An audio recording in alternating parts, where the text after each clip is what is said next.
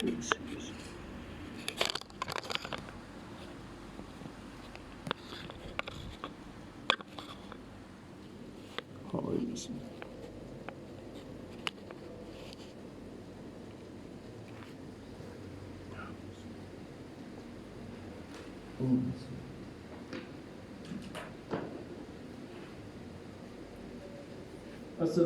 warahmatullahi wabarakatuh. Dibangunkan oleh Gusti Allah dari lelap tidur malam Kamis setelah Qiyamul Ramadan, ibadah sholat isya berjamaah dan dengan tarawih, berniat siam Ramadan, berpuasa Ramadan. Pagi hari dengan bersantap sahur, memilih menu makanan yang gizi protein seimbang, 4 sehat 5 sempurna, menyeruput kopi, teh, hangat susu, dan membersihkan mulut kita dengan pasta gigi, menyegarkan tubuh kita dengan mandi, merasakan kesejukan dan kesegaran yang nikmatnya tidak tara tak berdustakan ini. Penyusunnya memenuhi panggilan kumandang azan, melangkah kaki, memulai hari ini melaksanakan amal yang paling dicintai oleh Gusti Allah, yaitu sholat subuh berjamaah di masjid. Usai sholat berjamaah, panjang semuanya mohon ampun kepada Gusti Allah atas segala dosa, khilaf, salah kita. Kepada juga bunda ayah kita mohon ampun dosa, khilaf, salah bunda ayah kita, guru panjang semuanya, muslimin muslimat, mukminin mukminat, baik yang hidup maupun sudah wafat. Kepada Gusti Allah yang tidak ada ilah kecuali Dia dan kepadanya kita kembali. Karena itu tempatlah kita mensyukurinya dengan ucapan Alhamdulillahirabbil alamin.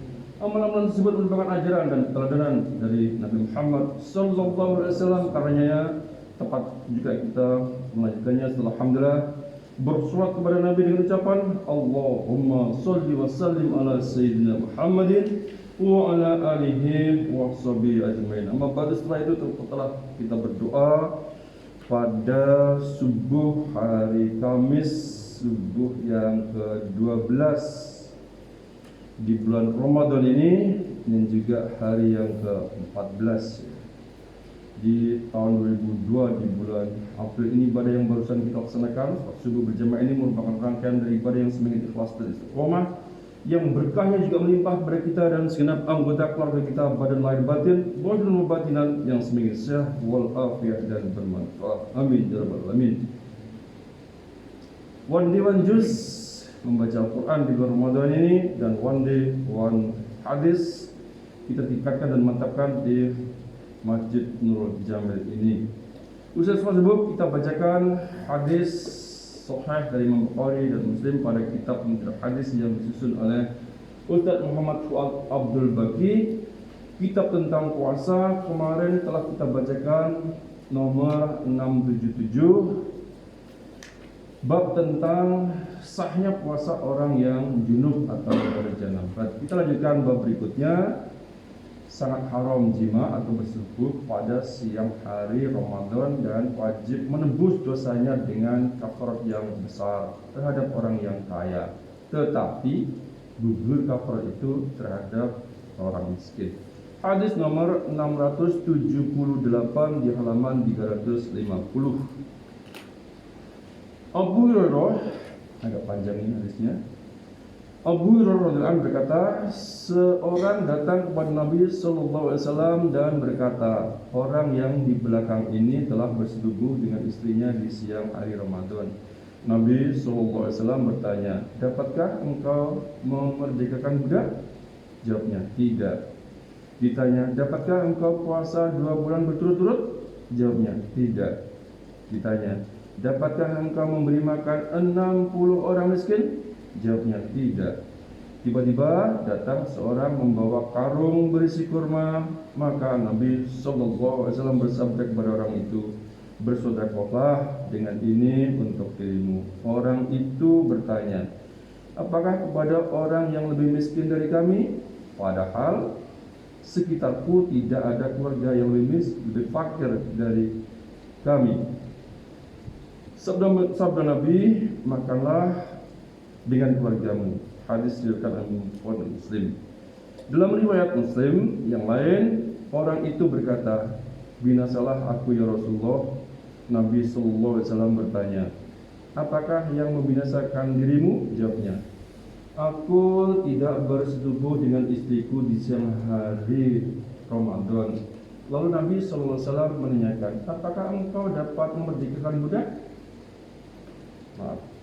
"Aku telah bersetubuh dengan istriku di siang hari Ramadan." Lalu Nabi SAW menanyakan, "Apakah engkau dapat memerdekakan budak?" Jawabnya, "Tidak." "Dapatkah engkau puasa 2 bulan berturut-turut?" Jawabnya, "Tidak." "Dapatkah memberi makan 60 orang miskin?" Jawabnya, "Tidak." Kemudian ia tetap duduk, lalu ada orang datang membawa sekarung kurma. Nabi bersabda kepadanya, "Ini sedekahkan." Jawabnya, "Kepada orang yang lebih fakir dari kami, sebab di daerah kami tidak ada keluarga yang lebih fakir dari kami." Maka tertawalah Nabi sallallahu alaihi wasallam sehingga terlihat gigi serinya dan bersabda, "Bawalah ini dan berikan makan kepada keluargamu." Aisyah radhiyallahu anha berkata, seorang datang kepada Nabi sallallahu alaihi wasallam di masjid lalu berkata, aku terbakar." Ditanya oleh Nabi sallallahu alaihi wasallam, "Mengapakah?" Jawabnya, "Aku telah bersetubuh dengan istriku di siang hari Ramadan." Maka sabda Nabi sallallahu alaihi wasallam, "Bersedekahlah." Jawabnya, "Aku tidak punya apa-apa." Lalu ia duduk, tiba-tiba datang seorang penuntun himar membawa makanan kepada Nabi sallallahu alaihi wasallam.